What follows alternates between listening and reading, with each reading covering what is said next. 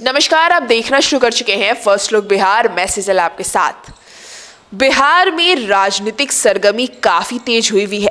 आपको बता दें कि 15 जनवरी मकर संक्रांत के बाद से ही बिहार में राजनीतिक खींचतान चल रहा है। एक तरफ इंडिया गठबंधन में सीट शेयरिंग को लेकर कोई कुछ कंफर्म नहीं होना, दूसरी तरफ नीतीश कुमार का इंडिया गठबंधन के संयोजक पद को ठुकराना, वहीं एनडीए में गृह मंत्री अमित शाह का नीतीश कुमार पर सॉफ्ट होना और नीतीश कुमार का कल अपने संबोधन में प्रधानमंत्री का बड़ाई करना कहीं ना कहीं इशारा दे रहा है कि नीतीश कुमार फिर से पलटी मार सकते हैं।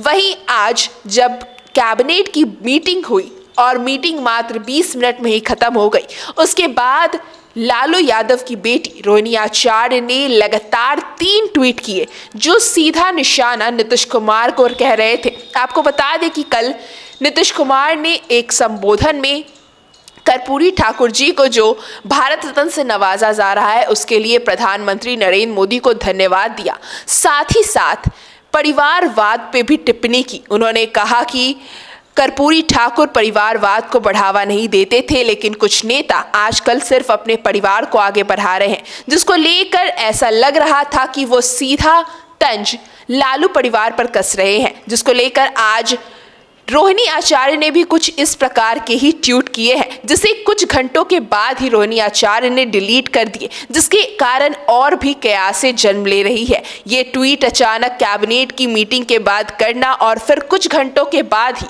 ये ट्वीट डिलीट कर देना अनेकों कयास को जन्म दे रहा है। पहले आपको सुनाते हैं क्या ट्वीट किया है रोहिणी आचार्य ने।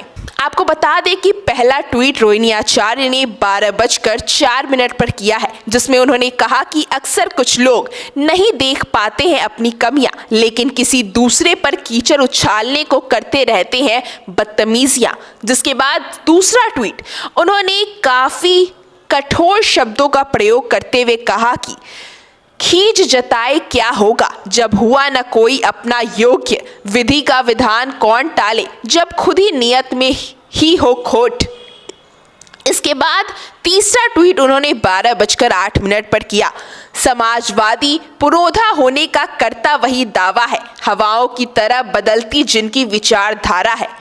तो आपने सुना किस तरह से तीनों ट्वीट साफ साफ बता रहे हैं कि रोहिणी आचार्य किस तरह से नीतीश कुमार पर तंज कस रही है, क्योंकि कल नीतीश कुमार ने अपने संबोधन में कहा था कि वह समाजवादी नेता कर्पूरी ठाकुर के पदचिन्हों पर चलते हैं, उनकी तरह ही वह परिवारवाद को नहीं बढ़ाते हैं। साथ ही साथ जिस तरह से वो प्रधानमंत्री नरेंद्र मोदी को धन्यवाद देते और उनकी बड़ाई करते नजर आ रहे हैं, कहीं ना कहीं इससे कयास लग रहे हैं कि फिर से नीतीश कुमार एनडीए में शामिल हो सकते हैं।